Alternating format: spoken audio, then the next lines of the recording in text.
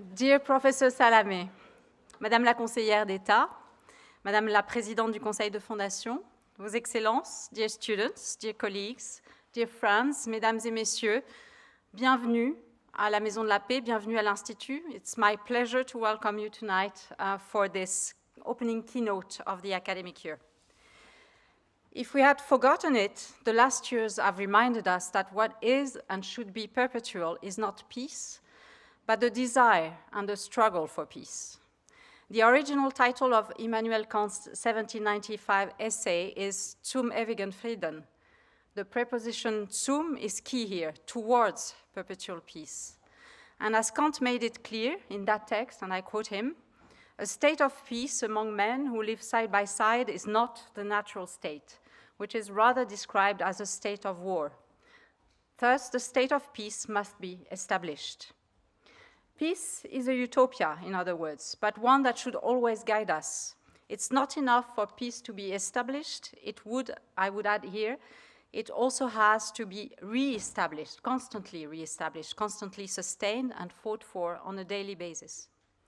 For Kant, the key is law and regulation, but I would propose that at least as important is to put peace at the heart of education from very early stages and to fight for a culture of peace in all dimensions and at all levels of our social, economic, political, and institutional systems. As we soon reach the end of the first quarter of this century, it seems that we are wide off the mark in that respect. The deafening sounds of many wars are surrounding us. Classic wars, those that are fought on the ground with blood, death, suffering, destruction, and desolation as their markers, have always been around in different forms, but undeniably today we feel that they are back with a vengeance. That's not, however, the only wars that we are facing. We are confronted with what I like to describe as a wicked bundle of wicked wars. Beyond classic wars, we find ourselves in the midst of economic wars, and in particular wars for critical and rare resources, often associated with technological wars. We also collectively engendered a war against our own habitat, against our planet and its integrity, which essentially and in fact is a war against younger generations and generations to come. In short, a war against ourselves as a species. We are also confronted with a tectonic war for power and hegemony. The period we live in is one of those radically uncertain times when an empire is crumbling and what is to be expected on the other side is still very unclear. Another kind of war is what we could call truth wars, and even though those are less material in their expression, they are at least as destructive because they attack our capacity to understand each other, to live with each other. They undermine, in other words, the very fabric that constitutes day-to-day peace. Each of those wars is in itself a wicked war. As they combine and interact with each other, they make up a wicked bundle of wicked wars that generates the age of radical uncertainty in which we are living today and represents a serious existential threat for our species. There's a clear risk in that context that we forget about or give up altogether on peace, as the latter becomes more and more elusive. That's when we should remind ourselves of the words of Albert Camus. Peace is the only battle worth waging. Let us never give up on our desire for peace. Let us never give up on our struggle for peace. Let us never give up on our commitment to peace, as Secretary General Antonio Guterres reminded us in his new Agenda for Peace, a policy brief which he presented to member states in July 2023.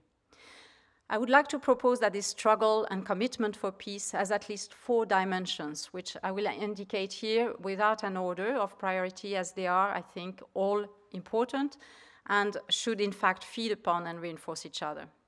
First, naturally, we should fight for geopolitical peace, peace between and across nations and communities. Second, we should fight for social peace, peace within communities, within organizations and social groupings of all kinds. This is, in fact, at least as complex as fighting for geopolitical peace, and like it does not seem to align with the spirit of our times. Third, we should not forget the very important fight for planetary peace, We have to make peace with our biotope, with our planet and its many but fragile resources which condition the survival of our species. Last, and certainly not least, let us focus also on individual, internal peace, threatened today by an epidemic of ill-being, mental health issues, and structural, if not existential, angst. Le nouveau spleen, le nouveau mal du siècle. Internal peace means working on our own self-alignment, and it should translate in the affirmation and nurturing of a set of transformative values: courage, integrity, and benevolence, at least. What would be a better place to affirm the urgent and constant fight for and commitment for multidimensional peace than right here in Switzerland, in Geneva, in the Maison de la Paix, and on the opening lecture day of our institute? As you all know, the Institute was born in 1927 together with the peace project and agenda inscribed in the League of Nations. The conviction then was that international collaboration would create a space for and a sense of common purpose, and that if that sense of common purpose could be shared as broadly as possible, it would radically transform world politics and lead to the end of war, of all wars. The creation of the Institute in 1927 was seen as an instrument in that direction, a mechanism for transnational community building, a community that would be bound by a project and a purpose, and by the conviction that peace required international collaboration and rule-making. In that sense, our Institute is deeply anchored in the spirit of Geneva and in Swiss soil. Today, more than ever, we know and can affirm that international collaboration and some form of international community building are extremely necessary for peace. And it is in part because they are being weakened that the spirit of our times is turning to war.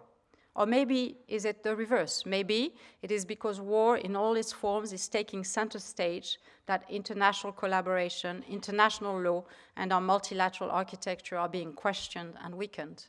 In any case, what is clear is that the future of peace is tightly interconnected with the future of multilateralism.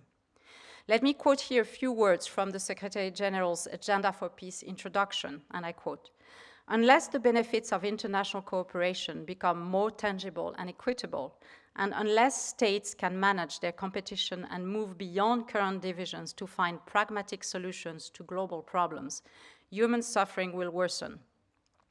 The urgency of all countries to come together to fulfill the promise of the nations united has rarely been greater." Today, as in 1927, but obviously in a context that has changed radically, the question of which multilateralism for which peace is at the heart of what we need to reflect upon and work on at the Institute. Hence, it's a great honor for us to start the year with a keynote lecture by Professor Ghassan Salamé. Nobody better than him could launch our discussions on what will be for us at the Institute a structuring theme for the months and probably the years to come. Ghassan Salamé is Professor of International Relations Emeritus at Sciences Po Paris, and he was the founding dean of the Paris School for International Affairs at Sciences Po between 2010 and 2015. And we just joked before with Ghassan that we missed each other by 1 year at that moment. Among many different roles, Ghassan, you've served as Minister of Culture in the Lebanese government and Senior Advisor for United Nations Secretary General Kofi Annan, who is also a close friend, obviously, of the Institute from 2003 to 2007. In 2003, while you were Special Envoy to Iraq, you were there when a truck bomb attack on UN headquarters killed 22 UN staff, including Sergio Vieira de Mello. Dear Ghassan, you avoided the worst on this day, and I would like to quote what you said to the newspaper Libération about that traumatic moment, and I quote you now. Son, Sergio's, bureau se trouvait au 2e étage de l'immeuble, mais sous l'impact de l'explosion, il s'est retrouvé au rez-de-chaussée avec une barre en béton sur les jambes qui l'immobilisait totalement. Je suis montée au 2e étage, je l'ai vu en bas immobilisé, je lui ai crié « Sergio, Sergio », il m'a répondu « Ghassan ». More recently, in 2016 and 17, you've been a member of the Annan Rakin State Commission, and your most recent assignment between 2017 and 2020 was as the UN Secretary General Special Representative in Libya. You are the author, obviously, of many books on the Middle East, Lebanon, democracy and geopolitics, and notably in 2005 of Quand l'Amérique refait le monde. Let me also extend my warmest thanks to Professor Mahmoud Mohamedou, who will be leading and moderating the discussion with Professor Salamé. Nobody better than you, Mahmoud, could be playing this role tonight. Madame la Conseillère d'État, chère Madame Hitpold, thank you also for being with us and for making us the honor of saying a few words of introduction. This is really a great honor you're making us. Before we enter what will inevitably be dense discussions on intense questions, allow me a stall afterthought as a matter of conclusion, quoting Lev Tolstoy from War and Peace. Seize the moments of happiness, love, and be loved. That is the only reality in the world. All else is folly. Professor Salamé, thank you so much again for having agreed to spend this evening with us. Very much looking forward to listening to you, but before that, I'm leaving the floor to Madame Hitpold.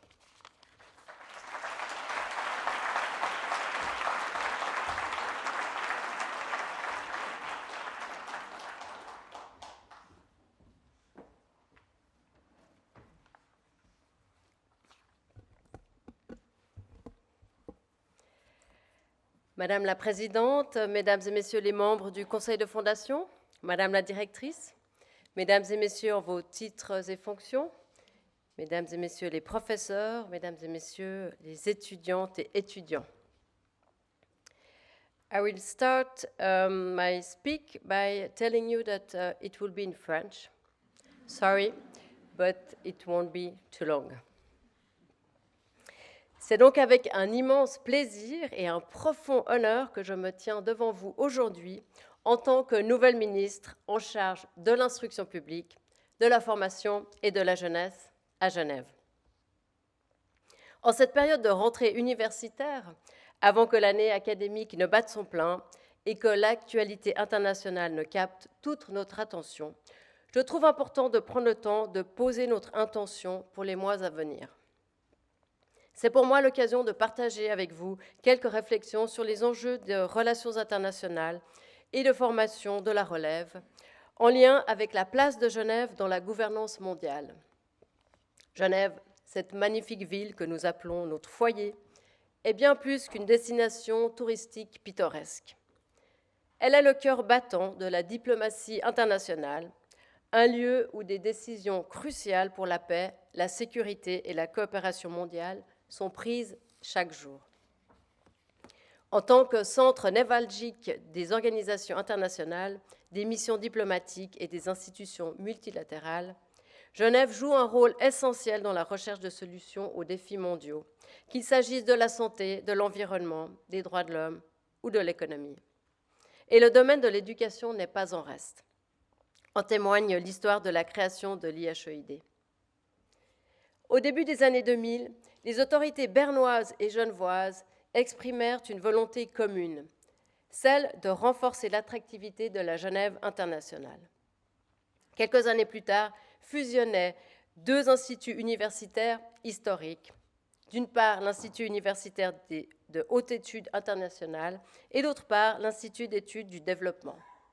Et ce mariage finit par donner naissance à l'actuel IHEID, qui contribue depuis plus de 15 ans au rayonnement international de notre petit territoire, comme en témoigne grand nombre d'étudiantes et d'étudiants provenant de toutes les régions du monde. La mission initiale a été relevée avec finesse et excellence, s'il n'y avait que le rayonnement. Mais il y a encore la qualité de la recherche et la qualité de l'expertise que l'Institut apporte à la cité. Vous savez sans nul doute que Genève bénéficie de la plus grande concentration au monde d'organisations internationales et de représentations diplomatiques. La présence, le travail et le rayonnement de l'IHEID y contribuent grandement. Alors oui, nous, Genevoises et Genevois, avons la chance de profiter d'une si belle institution à portée de main. Par la promotion de valeurs qui me sont chères, telles que l'indépendance, l'excellence, l'engagement, la diversité et la pensée critique, l'IHEID porte non seulement des projets académiques d'envergure mondiale, mais prépare aussi les étudiantes et étudiants au monde professionnel et leur fournit les outils pour devenir des leaders ouverts au monde. Je tiens encore ici à saluer les efforts admirables de l'Institut en matière de formation continue à l'intention des acteurs internationaux. Ceci dans une logique transversale en coopération étroite avec l'UNI Genève. C'est certain, grâce à l'IHEID, nous connaissons mieux les relations internationales, entre autres, bien entendu. C'est pourquoi le canton de Genève entend poursuivre ses efforts de soutien et je me réjouis des discussions à venir prochainement à ce sujet. Et en ces temps si propices à la post-vérité et à la confusion d'esprit, nous avons besoin de la recherche. Nous ne pouvons pas nous passer de la formation et nous n'aurons jamais assez de cerveaux bien entraînés pour relever les défis qui nous attendent. Donc merci et bravo à toutes et à tous et joyeuse rentrée à l'Institut. Merci beaucoup.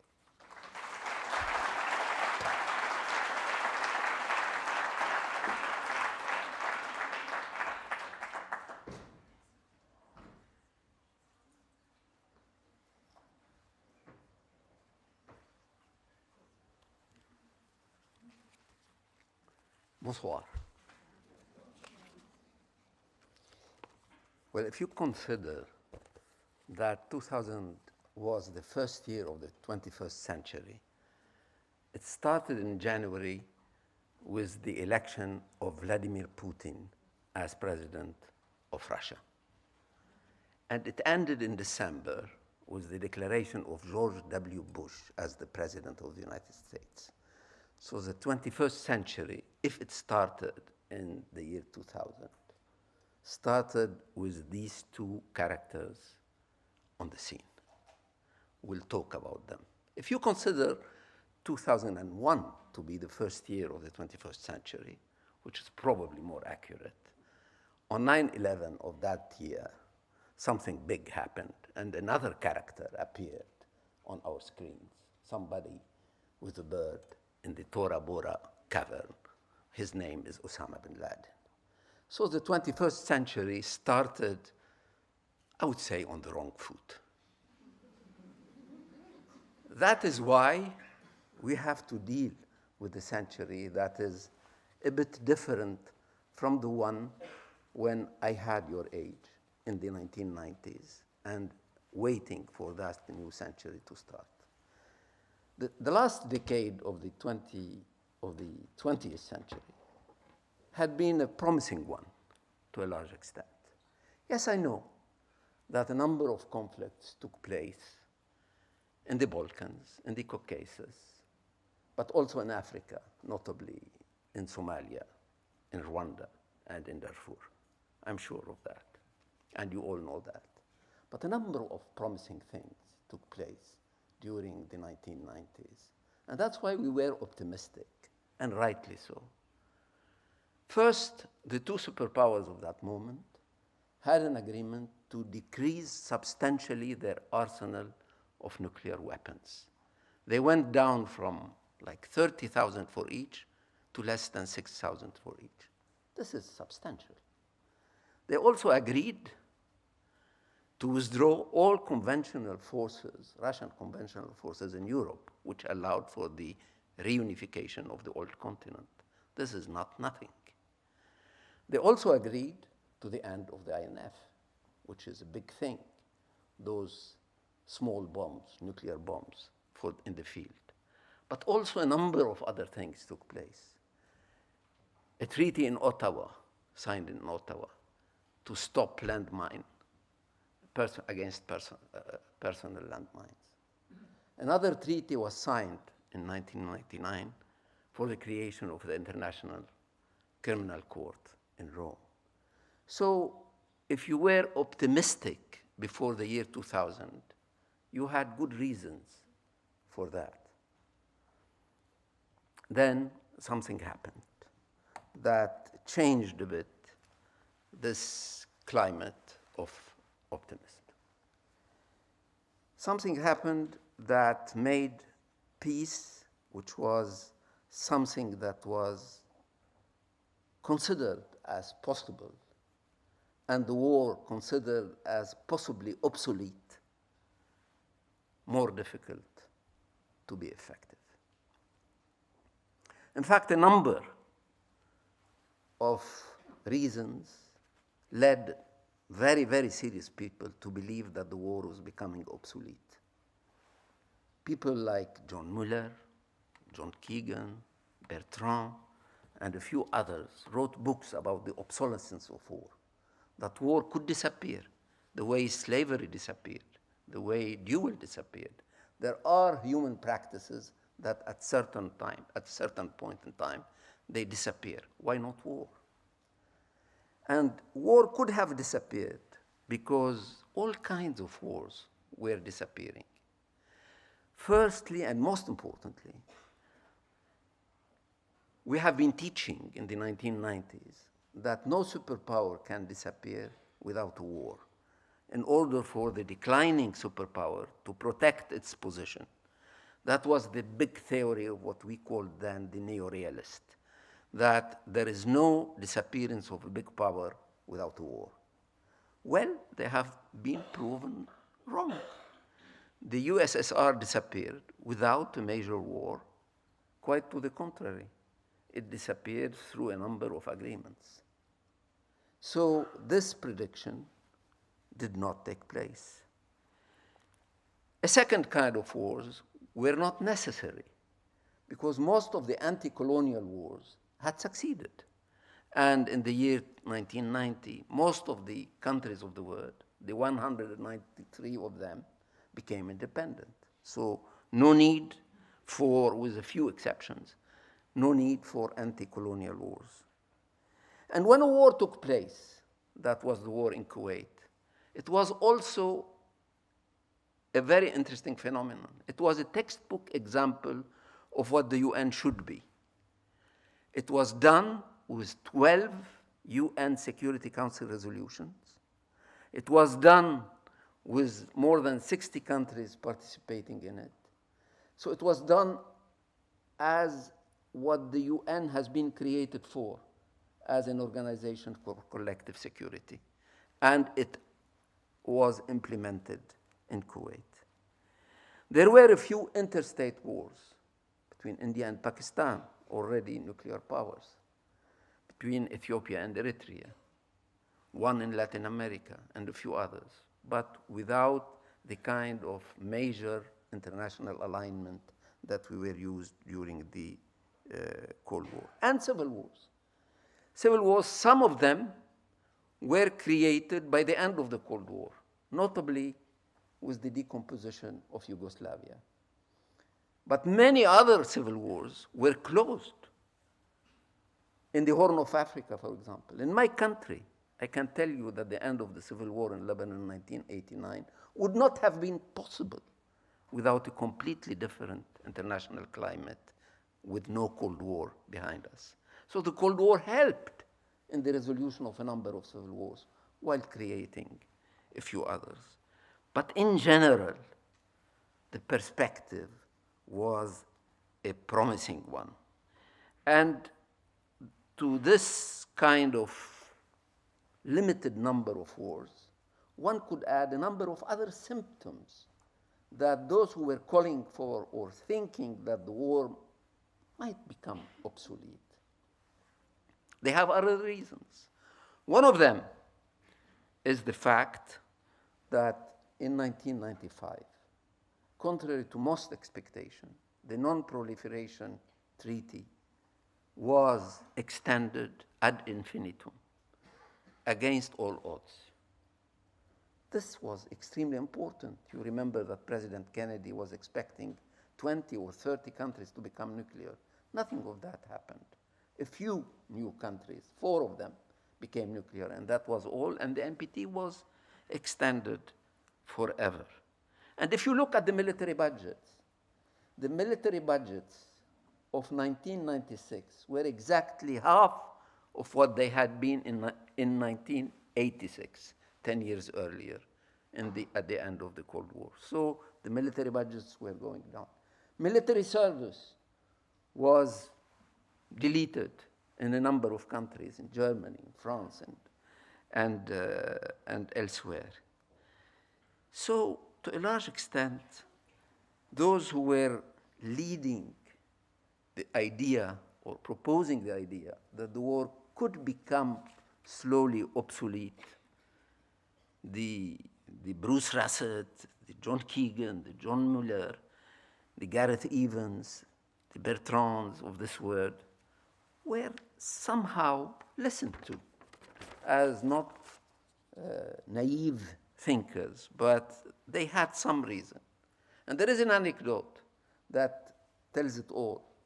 In the year 1990, probably the best magazine on security in the world, International Security, had then a publisher called Stephen Miller. And Stephen Miller says that I keep receiving people coming to our office of international security and asking me, are you going to close your shop?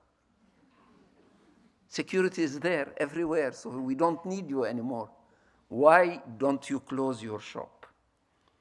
And he used to answer, wait, war will come back. And war came back. And war came back. In fact, the basic paradigm on which this optimism was based became somehow shallow. First, because instead of the convergence everybody, including Fukuyama then, was expecting, what happened was something much more different. Democracy, capitalism, peace were used in a very selective way by the new converts to these concepts. They were not taken in toto. They were taken in a very selective way. And then we discovered something else, that anything that becomes universal diversifies. Universalization is differentiation. And that not the kind of Anglo-Saxon capitalism was spreading everywhere. There was state capitalism here, oligarchic capitalism there, and nepotistic capitalism elsewhere. So that the same concept looks the same, like there is a convergence. In reality, the diversification is very, very strong. Same for democracy. We started by saying so many countries are democratizing, and later we discovered that they have taken one aspect of democracy, election, but not the rule of law, or not the reform of the judiciary, etc. Therefore, around the year 2000, nobody used democracy without adding an adjective. Oligarchic democracy, nepotistic democracy, electoral democracy, illiberal democracy, you name it. But nobody dared to use the word democracy because they were recognizing that it is not by transporting democracy from Washington to Baghdad that Baghdad would look like Washington. You need other reasons for that. So more importantly, I think that the paradigm on which that optimism was built had 6 foundations, and very quickly, I would say these 6 foundations, which looked quite strong in the late 20th century and early 21st century, became much more shallow in the years that followed. The first is exactly what Madame la Directrice has mentioned, Kant, democratization. The idea, Kant was very, very fashionable around the year 2000, because everybody thought that he was right, that if more and more countries become democratic, it means that world peace is more feasible. That was the Kantian hypothesis. And it was right. If you look across history, usually democracies do not wage wars against each other. So what did we have in the year 2000? We had a historical phenomenon, unprecedented phenomenon. 52% of the world population was living in a democratic regime. The 20th century had started with 10 democracies in the world. it ended in the year 2000 with 120, 12 times more. So Kant was an extremely fashionable reference. Now we can have peace because we have democracy. Then something happened. We discovered that democracy is very, very vulnerable process. And we have seen first that a number of countries rejected systematically and openly the very idea of democracy. China, Vietnam, Eritrea, Syria, I could mention a number of countries. That a second category of countries flirted with democracy, but then allowed their armed forces to do a coup d'etat. So in Thailand, in Myanmar, where it was the armed forces themselves who had produced democracy, they themselves killed it a few years later.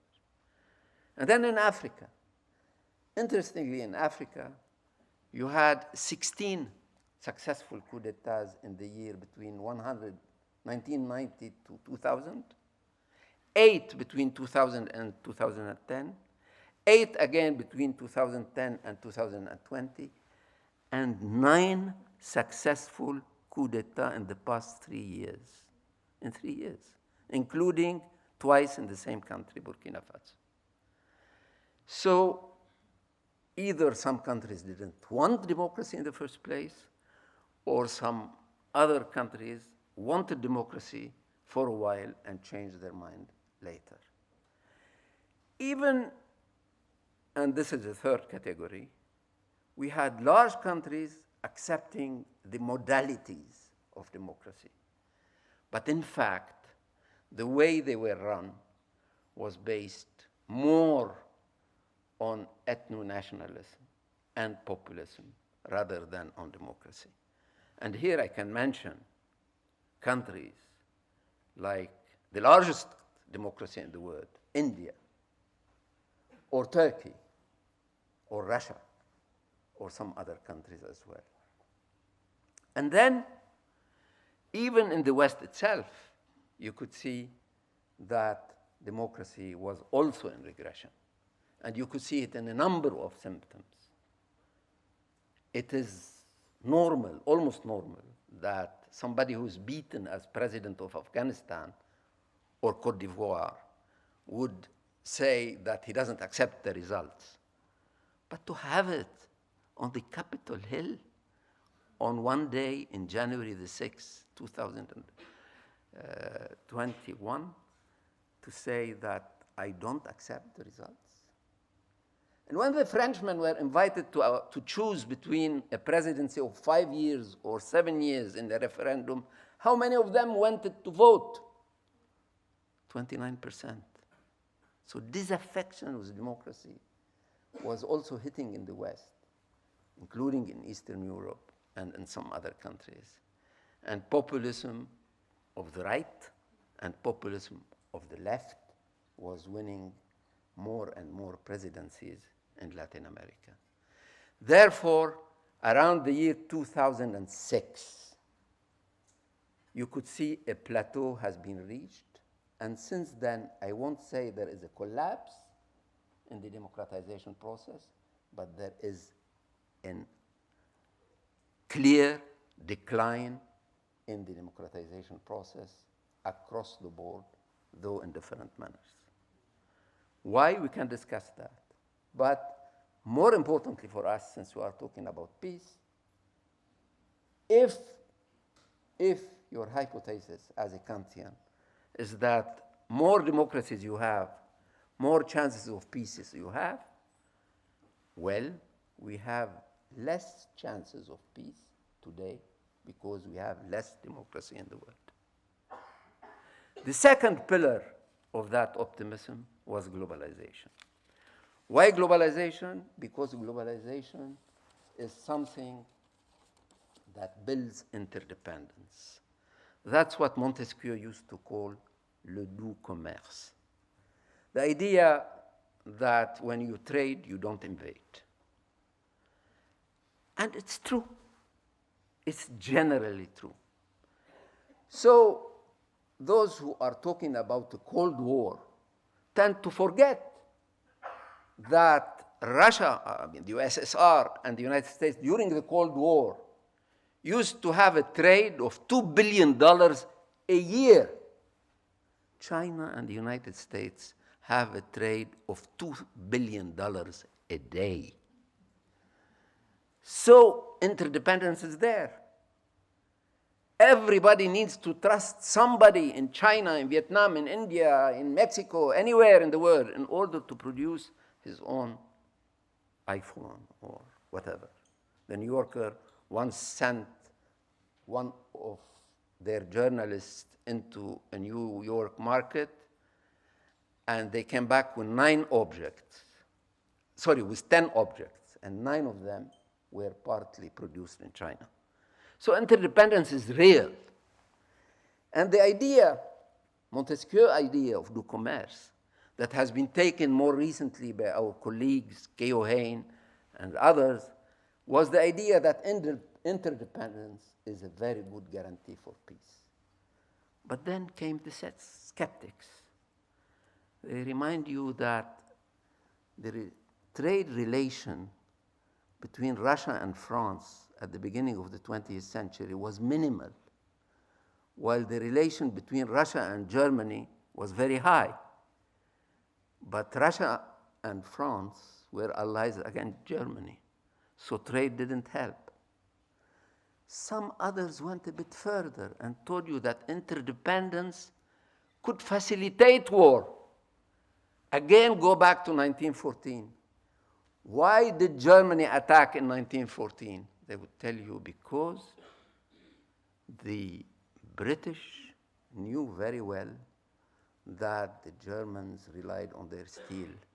And therefore, in order to make sure they have their steel, they would attack first. So the idea, the Montesquieu idea, was contested. And then you had a president who pivoted to Asia, a US president, followed by another who continued in his steps. And you have a president today who wants to decouple with China. So to cut as much as he can that level of interdependence. One thing is sure, is that interdependence doesn't lead to less tension. We have a lot of tension in the international system while we are keeping the interdependence.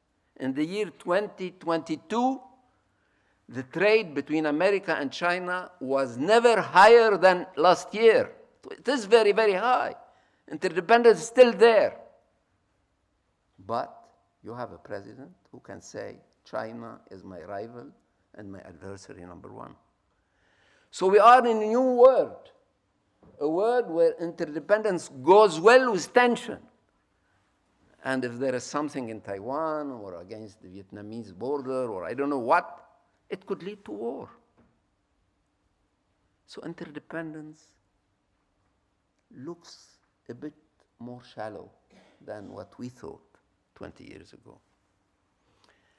A third group of people told you there is going to be more peace because societies are more open. And societies are more open thanks to internet. So they were watching with a lot of interest. How many internauts do you have in China? Well, they went from 0 to 1 billion in less than 15 years. In Saudi Arabia, it is the most important user of internet in the world. 100% of Saudis are on the internet today.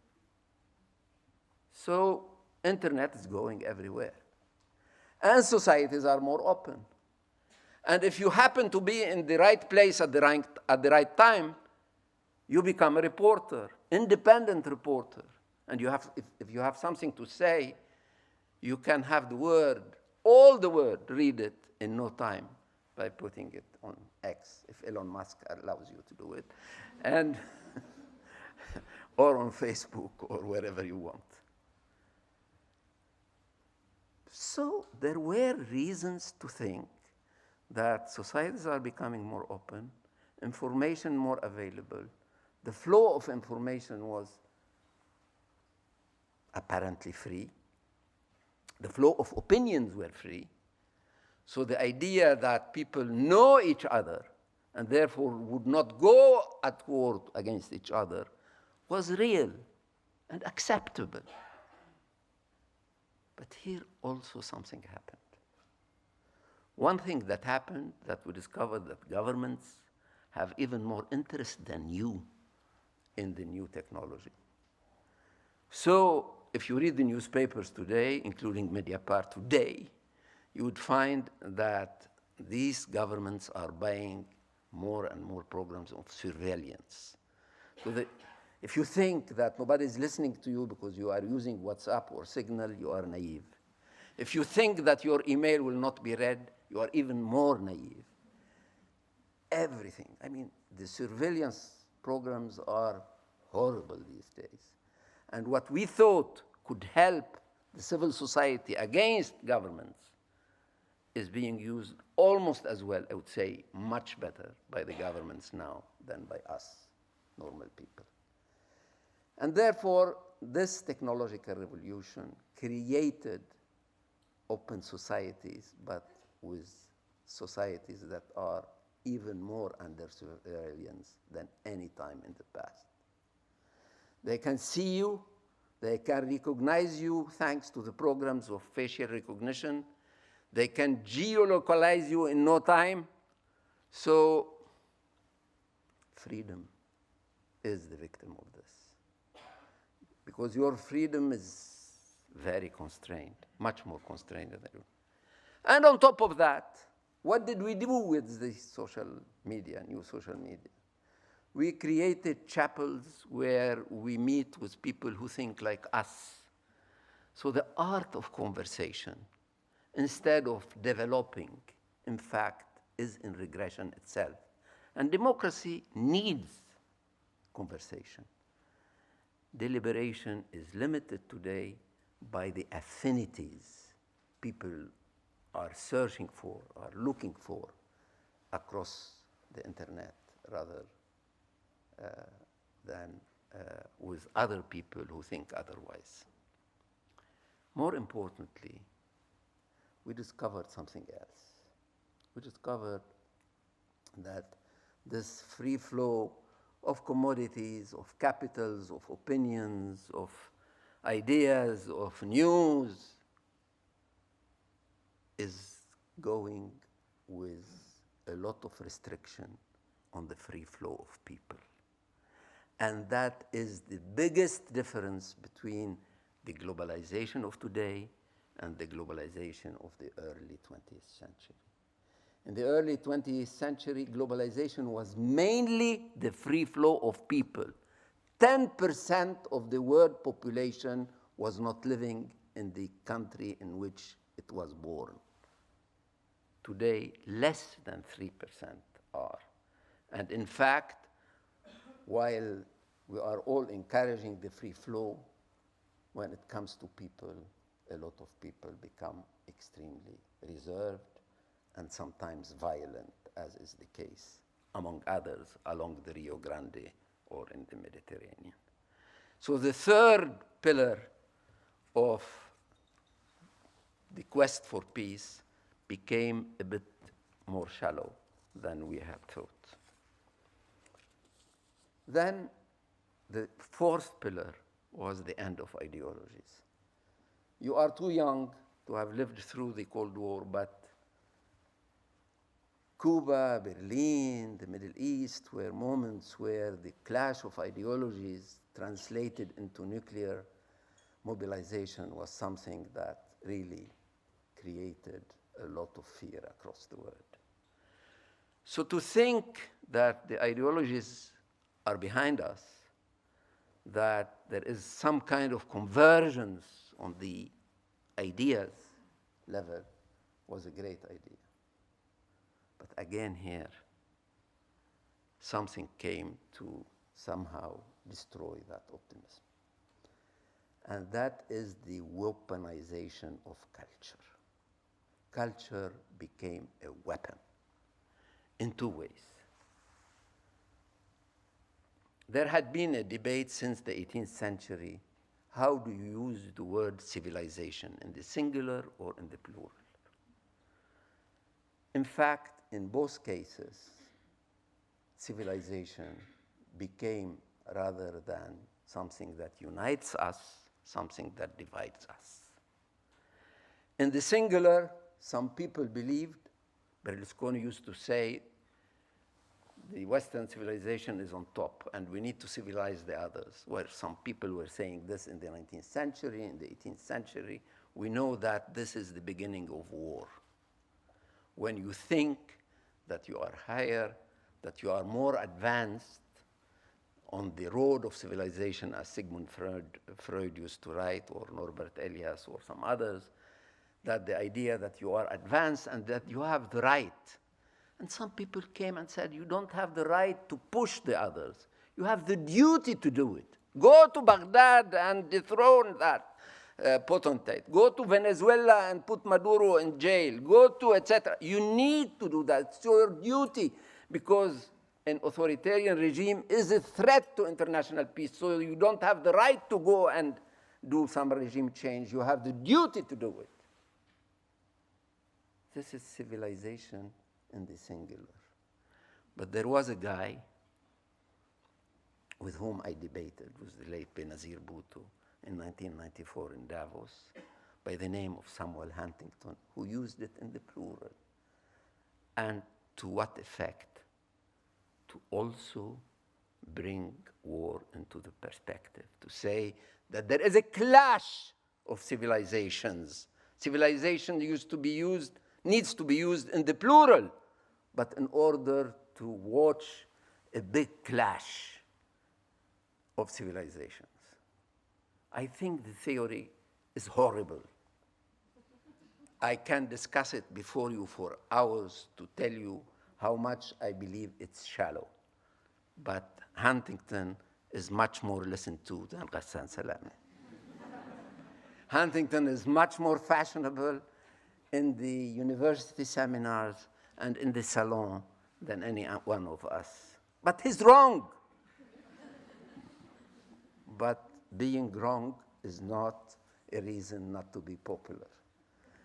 And a lot of people believe today that there is a clash of civilization. When you tell them, hey guys, how many of them there are there? 7, 8, 9, 10, not a problem. When you tell them, hey guys, do you know that Muslims kill Muslims much more often than they kill others? So it doesn't work in this case. Well, this is the basis of Huntington's idea. When you tell them that there is no alliance between the Sinoid or Chinese or Confucian, he is not certain how to call it, civilization and the Muslim one, it will come. So civilizations in the plural led also to war. Those who believed that they were advanced on the road of civilization were bellicose. Those who believed that there were a number of civilizations, they were also bellicose. So culture became a weapon. And this is horrible. I have been a minister of culture, and instead of being happy to see my domain recognized, I am afflicted by this weaponization of culture, because culture becomes an ideology in itself. So we talk about the end of ideologies, but another ideology has replaced it. That is culturalism, which is another form of ideology. The fifth foundation is the use of force. For a long time after the end of the Cold War, say between 1990 and 2003, the idea was, I was then chairman of the board of the crisis group, and the discussion was, should the large countries intervene in Somalia or in Darfur or etc., or not intervene in order to stop a civil war. The idea that you are at peace and you ask yourself, do you intervene or not here or there? But in 2003, one who was elected in 2020, one of the two I named, decided to go and invade Iraq without an authorization of the Security Council. According to a principle he put on writing the year before in 2002 in the National Security Strategy of the United States, against the will of countries as important as Russia, China, France, Germany, the Pope himself, and many others. He invaded Iraq with no reason, with no weapons of mass destruction available there, with a number of lies, and zero respect for the international opinion. I won't say that the others just emulated him, but force has been deregulated since, possibly since the attack on Kosovo 4 years earlier. But it was more acceptable to a lot of people because Kosovo was in the situation you know. But Iraq, there was no reason. And my boss and mentor and friend, Kofi Annan, paid dearly for the fact that he said once on the BBC, it was an illegal war. He paid dearly for that word. But it was the word to be used. And then the regulation of force by emulation, because small countries emulate the others, became a universal phenomenon. Russia invaded Georgia in 2008, Ukraine in 2014, and invaded massively last year, the same country. After intervening in 2015 in Syria to defend the regime in place, massively as well. A number of other countries, mid-sized countries, Iran, Turkey, others, also intervened in Syria, in Iraq, in Libya, elsewhere. And you had the appearance of small Spartas who also started to intervene. The Chadians intervened in their neighborhood. The Rwandans intervened in many countries. Some countries became like, not to mention Israel, who never stopped to intervene in both Lebanon and Syria, and against Iran as well, but more discreetly. So you had a deregulation of force that was taking place everywhere. And in the meanwhile, you had something else. You had the war on terror taking place. If I have still 2 minutes, I will say 2 words about it. It is the end of Clausewitz, this war on terror. Clausewitz wrote about war as something like a Greek tragedy. United in time, united in place, united in the players in it. Now, the war on terror is taking place in 100 countries. It's everywhere. And there is no difference between times of peace and times of war, as Clausewitz has told us. And you can kill civilians, because the difference between a war fighter and a civilian is very shallow, and you cannot see it from 7,000 kilometers away. So the war on terror has also added. It has been successful, especially in the financial sort of strangulation of the terrorist groups. But in terms of deregulation of force, it has played a very negative role. And the sixth and final foundation on which that optimism was founded was what Anne Tannenbaum has called the nuclear taboo. Everybody knew that everybody had nuclear taboo. But after Cuba, there has been no proliferation in big scale, and the big powers did not mention that they had that arsenal. Look at this, what's happening now. You have one country on the verge of becoming nuclear, and you have a large country mentioning its nuclear arsenal while at war in Ukraine every day. And moving against the NPT agreement, moving some of nuclear warheads to neighboring Belarus. So the nuclear taboo is falling before our eyes. And I'm afraid that the NPT, though it has been extended ad infinitum in 1995, could be revisited, not necessarily by what they call rogue states, but by states who have not gone into that road because they had a guarantee from the big power. And that guarantee, if Trump is re-elected, is not going to be there. I'll stop here. Thank you.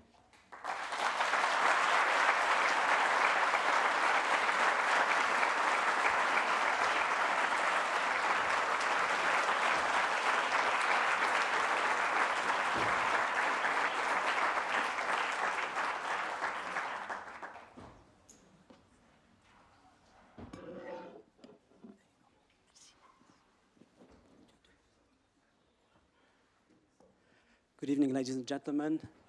Welcome to the second part of our event this evening, in which we will have a short conversation with Professor Salamé. Professor Salamé, thank you very much for your very inspiring comments. We'll return to this in a moment. And then we will take some questions from the audience. I want to start by extending a warm welcome to our new students, our returning students, and wishing them a very productive and very rich intellectually, and as well as a pleasant time at the Institute. Thank you very much, Director Marie-Laure Salle, for your very inspiring comments that really set the stage beautifully for this conversation. Et mes remerciements également à notre secrétaire d'État aujourd'hui ici, notre conseillère d'État, pardon. Votre présence est très appréciée. Nous sommes heureux de vous avoir. Merci aussi pour vos remarques très aimables sur l'Institut. Ghassan, it's a real pleasure to welcome you at the Institute. Thank you for those comments, for those points of reference, and for taking us back in time. In many ways, this is a personal return. We first met many moons ago at the Harvard Faculty Club, where you had come at the time, I believe, in the winter of 1997, to present your book on democracy. The year before had been released, Democracy Without Democrats. And you were addressing in that book some of the themes you came back to this evening on the renewal of politics. You were looking primarily at the Arab world, but I think what you were analyzing applies much widely, as we were discussing. And I want to take you back to that a little bit and connect it with some of the points you made on democracy. Back then, there was this zeitgeist that you mentioned, these realities. But looking back from today, we witness this twin phenomenon that you touched upon. On the one hand, these halting democratization processes, let's say in the global south, and that's a terrible phrase, but we'll use it for shorthand purposes. But equally a crisis of democracy in the established democracies. And in an earlier piece in 1991, in the French Review of Political Science, you had used this very interesting phrase on the causality of a gap, sur la causalité d'un manque, to address these points. And I want to connect that with what would be today, not so much a gap, you addressed this, but essentially sort of how to look at the elements that are enabling this crisscrossing of neo-authoritarianism around the world, that we see these appeals for the strong man around the world. You mentioned, obviously, Trump. Well, we have the Dutertes, and we have the Sisis, and we have the Bolsonaros, and I can go on around Europe, the right of the right wing. This is a very important moment historically where I'm actually more concerned about the crisis of democracy in the West. There's a certain linearity in these distant places where there's haphazard processes that you mentioned, although there's the return of the use of violence, as you mentioned. But there seems to be an existential moment here in the crisis of democracy, which is peace as well in the West, and of course, internationally, this echoes. There's this mimetism effect. Would you care to comment on this a little bit, please? Well, first on your observation about the idea of democracy without democrats, Giacomo in the room knows something about it as well. I had the same problem when I was serving in Libya a few years ago. Sometimes you know that there are no Democrats. Nobody's calling for democracy, but some people are calling for elections. So you ask yourself, what for? In fact, sometimes elections can be used mechanically in order to just say who is legitimate, because you have many governments, many centers of powers. So you go into election for that. And they know that, therefore they stop you from having elections. So the same problematic that we had 20 years ago is still there, and you have to go through it. Now, the problem of democracy, I said there was a plateau and a decline. There are many reasons for that. One of them is certainly the fact, especially in Latin America, and to a certain extent, in Latin America, it's very much related to the relationship people unconsciously or consciously do between democracy and growth. So presidents are elected, and a few months later, they are very unpopular because they didn't produce an economic miracle. But democracy is not a way to go into growth. In fact, there is a counter-model now where authoritarianism is producing a higher level of growth than democracy, and we have to recognize it. But democracy has a value in itself. It cannot be judged only on its ability to produce economic growth.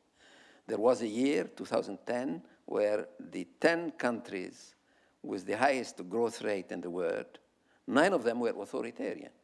So let's face it, either you are a Democrat for some other reason, but you are not. But this is not the case of most people, especially in Latin America, I would say. In Africa, it's different.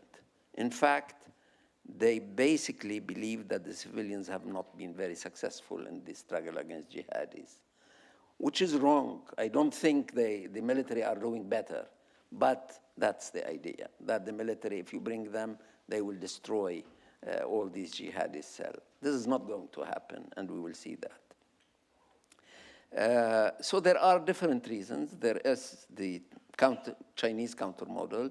There is, in the West, what I'm worried about is the fact that social media, in particular, are creating another form of democracy.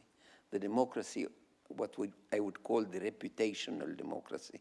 The idea that you have a good reputation or a bad reputation, popularity or no popularity, followers or no followers, likes or no likes, etc.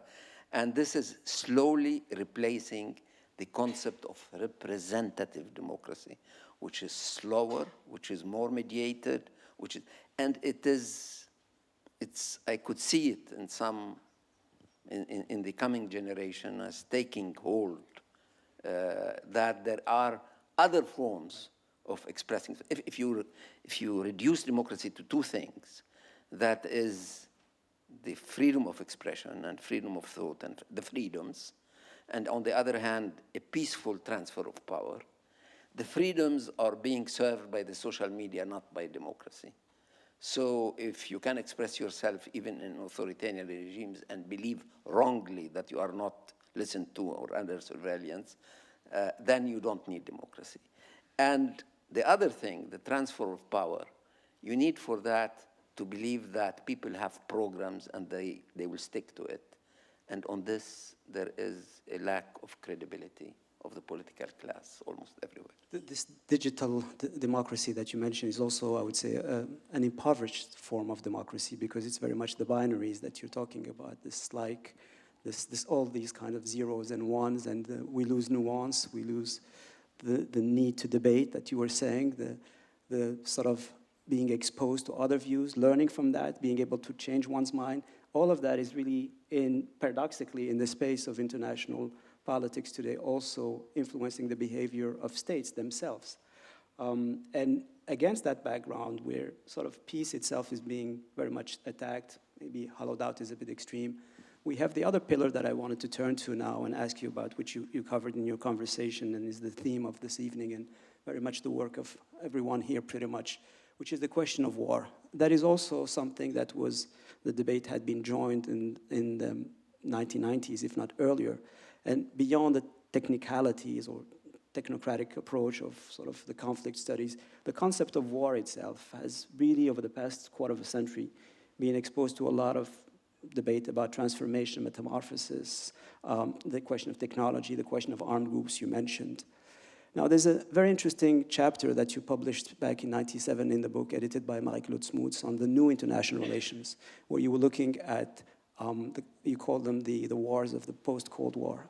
And in that chapter, what was really striking was you did not insist so much on the challenges practically of the new wars, the whole debate, but more so the limitations of how IR, the discipline itself, was grasping that which needed to be explained, that which needed to be essentially sort of taken on board intellectually, and critical thinking was mentioned earlier by the Secretary of State. So the idea here is really important in seeing, are there limitations today with both the quantitative as well as the qualitative transformations that are limiting our understanding of war today?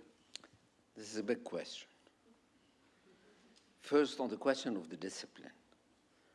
Look at this discipline that is unable to give a name to the epoch we are going through. In the past 1/3 of a century, since 1990, we keep calling it the post-Cold War. This is not a name. And why do we call it like this? Because there are so many contradictory currents in it that we are not in a position, honestly, to come with a name. So it is anonymous. We live in an anonymous period. It has no name. So the easy way is to say it's post-Cold War, but we don't know what it is. And we have seen, you and me and all the members of that discipline, we have seen so many paradigms dying one after the other. Clash of civilization, end of history, you name it, one after the other. They are still born. They are born on one Monday, on Tuesday, they are replaced by some others. Why? Because the currents are so contradictory. Because the foundations of there is a new era being born, but we do not know all the characteristics of it. And we need to be modest and say, we don't know. We don't know what will remain and what will not remain.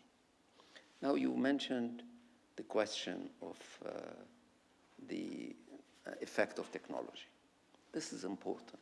This is crucial for the future. I mentioned it en passant in my lecture. But look at the Arab Spring. There is a big lesson there. The mobilization, thanks to technology, to Facebook in particular, was huge, huge. Egyptians knew in no time where to meet and how to meet and what kind of slogans to say. And millions of them used it. But it led nowhere. It led nowhere elsewhere as well. You had the so-called spring taking place in 10 Arab countries. It ended badly in the 10 of them. Why? Probably because mobilization through social media gives you a much larger audience, but only to mobilize. But it doesn't help you define a program, and it doesn't help you build an organization in order to take power. That is why who took benefit from this wide mobilization? The organizations that were already in place. Muslim Brothers, for example. They were successful. Why? Not because they were smarter, but they had an organization. They used the social media as an instrument, while the new militants used it as an objective in itself, which was very naive. That is why technology is hurting democracy in various ways. And one of them is to create the illusion that it is creating a digital democracy, which is not the case, A democracy without the possibility of a peaceful transfer of power is not a democracy, And historically, authoritarian, totalitarian countries have always been attracted by technology. Some of the greatest producers of the new technology of the 20th century, of course, was the Nazi regime, and we've seen subsequently many of the totalitarian regimes in the 60s and 70s investing in that, which is an important sort of sign for where we are today. A final question, and I'd like to invite the audience to ask their questions in a minute. And I want to link it to some of your earlier work and the current geopolitical moment. So in 1996 as well, I think you had published a very important book entitled Calls for Empire, Appel d'Empire, in which you were sort of looking forward and seeing that all of this 90s kind of nonchalance was paradoxically sort of calling for empires, which did materialize after 9/11, as you discussed. Linking that to the book that Marie-Claude mentioned, the Quand l'Amérique refait le monde, When America Remakes the World, we have this important moment that gives us a referential when we look back. So since then, the neocons, who had started agitating before, well before 9/11, have now met, or rather displayed hubris. The global war on terror has failed, at least in its first incarnation, the Bush one, as you mentioned. Al-Qaeda gave birth to ISIS.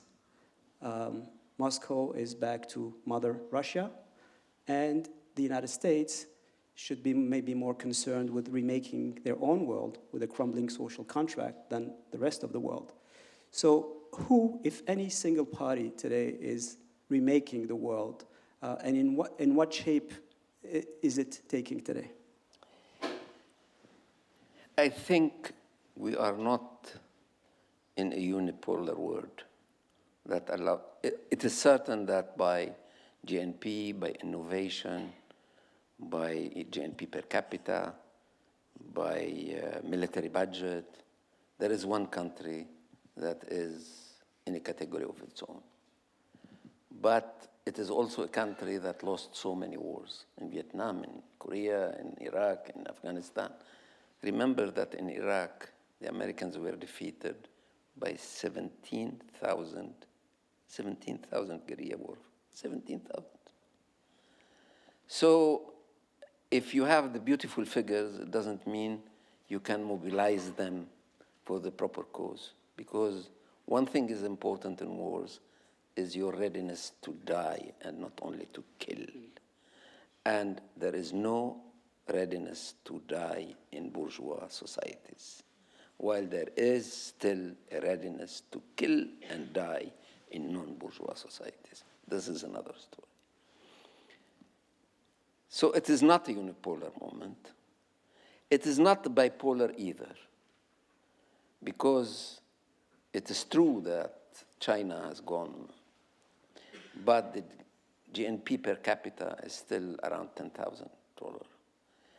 And it could be that the Chinese growth has reached a plateau, an apex. It could be.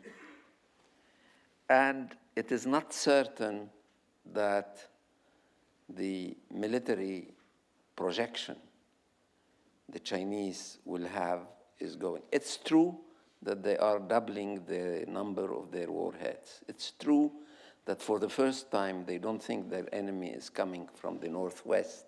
That's why they built the Great China Wall, but it's coming more merely from the sea.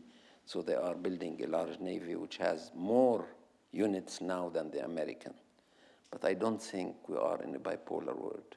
We are still with a China concentrated, despite the Silk Road they have been trying to build. I think they are trying to ensure that America has much less influence in Asia and Southeast Asia, and to build a zone of influence rather than a superpower. But we'll see. So it's not unipolar, it's not really bipolar. It's multipolar with a primacy for one country, that is America, that has no patience for nation building, nor energy for system building. So it is looking at the various parts of the planet and trying to do specific things. So they brought together the Japanese and the Koreans. They are building the ANZUS. They are building up the Quad with India. They are trying to counterbalance China. But they are doing specific things. I don't think they have a world view of their own role, and I don't think there is the energy for that. And there is a very serious risk of a more isolationist America, even with Biden, and certainly with another Trump. Therefore, I don't see neither a bipolar nor a unipolar, but more of a multipolar with a primacy for a country. That primacy is indubitable, but it does not mean that it can do whatever it wants. Thank you. Thank you very much for that. We could go on, but we'll stop here, and I want to bring as many people as possible. So please keep your questions concise so we can take as many people as possible. And priority is giving to students from the Institute or any other institution. I see a hand here first, so I'll go with the young lady here, please. Thank you very much. You have a mic coming. Thank you very much. Thank you, Professor Salamé. I am a student, but not at the Graduate Institute, so I thank the organizers for opening this incredible lecture, really. I would like to, if I may, with a lot of respect, disagree with our brilliant moderator, who started by saying that the lecture was inspiring. It was indeed intellectually inspiring, but also very daunting and very saddening. And so my question would be the following for you, Professor Salamé. Maybe one of the 6 pillars development could be probably stalled or countered, but all of them cannot. So in this changing world, and what we see happening now, what you so poignantly described, do you think there is something that can be done to maintain world peace? If so, who should be doing it? And based on who should be doing it, what should they do? Thank you. One can be inspired by daunting questions, by the way, in different ways, particularly with critical thinking, in the house of critical thinking. I'll take maybe another question, and then we'll go to the professor. All the way in the back there, please. Yes? Vous pouvez poser vos questions en français si vous voulez, by the way. Thank you for the wonderful lecture and for the discussion. So I'm Fatma, I'm a medical doctor from Iraq. So apologies for not being a student. And I'm currently working in healthcare with one of the international organizations.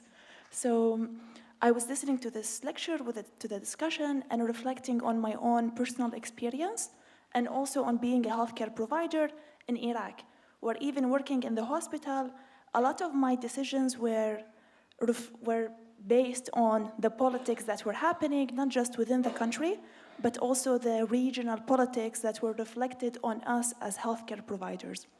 So, so based on your extensive experience and based on the patterns that we've seen globally, within history, within politics, and so on, what can we do to ensure that the services provided to the people, especially health, and also commerce and trade and so on, are still sustainable regardless of these changes and these uncertainties that are happening? Thank you. And thank you. Thank you very much. We'll stop here. For the first question, The mic, please. I have to answer, quick answer. The first answer is to say, neither one of the 6 pillars I mentioned has stalled.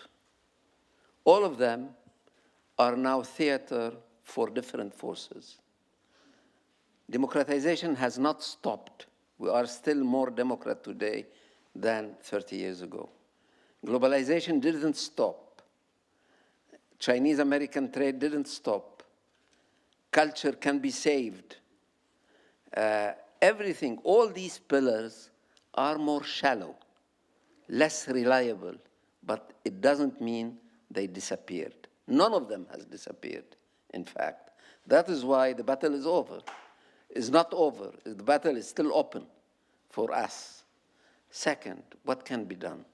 Of course, what can be done means more multilateralism.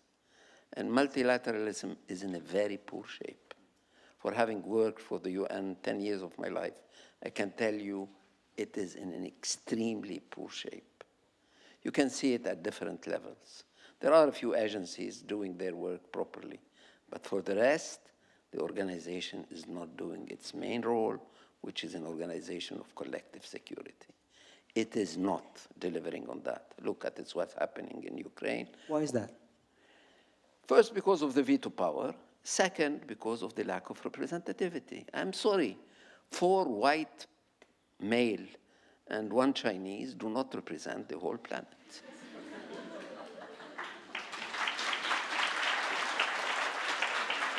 So every time we try to look at that, we can.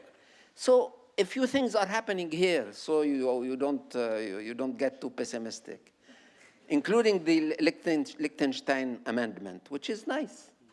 The idea that the Liechtenstein guy for 15 years worked in order to impose on every country that uses the veto power to go before the General Assembly and explain why it used the veto power. This is a plus. It's not in the charter. It's a plus. Though they didn't allow for a debate. He can explain, but he cannot be debated. It's small, but it's good. It's good. The problem is different. The problem is that unless you solve the problem of representativity, unless you solve the problem that each case where you... So the French and the British are smart. They haven't used the veto for 20 years because they know that their seat is shallow. Therefore, they didn't use a single veto in 20 years. The three others used the veto. But this is not enough. There is a problem here. But the problem is not solved by saying we need to have more people. Why? What kind of people? What kind of people? If you look into the GNP, you bring the Japanese, the Indians, the Brazilians, the Germans. The Germans, one more European. The Brazilians, the others would accept. And what kind of African? Who in Africa, etc. So the question of extending... Indonesia. The question of extending, do you base it on representativity or do you base it on the GNP and your contribution to the UN? The concept is not clear yet. But still, as long as the Security Council is as it is, I don't want to get personal, but I chastised the Security Council many times when I was in Libya because I was asked to only work with one government in Tripoli, and when other government invaded Tripoli, I discovered that 3.5 out of the 5 were supporting the general attacking Tripoli, while I was asked not to talk to him, but to talk only to the government that has been attacked. So this kind of hypocrisy destroys an institution. Let's face it. Let's face it. Your question, I somehow answered the question. We need more multilateralism. Unless we have more multilateralism, we cannot go far. And I was in New York last week, and I can tell you that to go to the General Assembly with Mr. Putin absent, Mr. Xi absent, Mr. Macron absent, Mr. Sunak absent, Mr. Modi absent, it tells you something about how 5 leading members of the United Nations look at the organization. Thank you. Maybe on this side, if there are any questions, please in the back there, and then we'll take you over there. Thank you for your really inspiring talk and the discourse. I had 2 questions, and before... A little bit louder, please. Yeah, I have 2 questions, and just introducing myself, I'm a first-year student at this institute. And I wanted to ask you, firstly, that one of the very remarkable factors about this century is also the pandemic, and during which we also saw more or less the limits of all the 5 pillars that we have. Limits were drawn, and we saw how bad it could go. So would it be right to say that as we look towards the post-pandemic world, we are perhaps facing the shallowest moments in all these pillars that you mentioned, especially in pillars like globalization, the internet, and the end of ideology? Now, the second question is, you just talked about multilateralism and how there's a new need to renew multilateralism. However, do you think that it is also time to shift from multilateralism, considering that most of the challenges that multilateralism is trying to solve today are very limited by time, including challenges like climate change?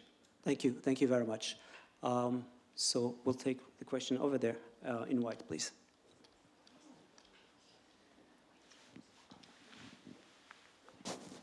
Thank you, and thank you so much for this insightful discussion. I have a question which I'm a PhD candidate working with Professor Mohamedou at the Institute, and I was wondering, firstly, a little bit about discipline, but also more broadly when it comes to peace in specific countries. And I was wondering what happens when the war is kind of not necessarily between states, but when states are waging a war against arguably their own citizens. And I think what we see with a shift to populism, especially right-wing populism, is a suspicion of certain parts of the citizenry. And what happens when state violence is then inflicted on specific groups of the citizenry, whether that's by police violence or whether that's policy, and I'm thinking of Windrush, and there's all kinds of contexts that you can apply this to. So I'm just wondering what that means for democracy and what you think, and in my opinion, you know, IR isn't necessarily equipped to deal with these questions fully, which is why I'm in the history department, but I think, what does that mean kind of going forward for the people who are kind of facing violence in their own countries by their own states? Thank you. Thank you so much. Thank you very much. And I see that we're pressed for time, so to be fair, we'll take the gentleman here, and we'll call it today for the questions. Good evening. Please. I'm Imad Ghassan. I'm a happy person who lives luckily in Geneva. Just one question for me. Do you believe that it's time for a grand peace bargain in the Middle East? I mean, an Israeli-Arab peace. Thank you. Thank you very much for this question. And with that, over to you, Ghassan, please. Well, I will start with the last question. What kind of peace? What kind of peace? A peace that does not recognize the political rights of the Palestinians is not a peace. Let's face it.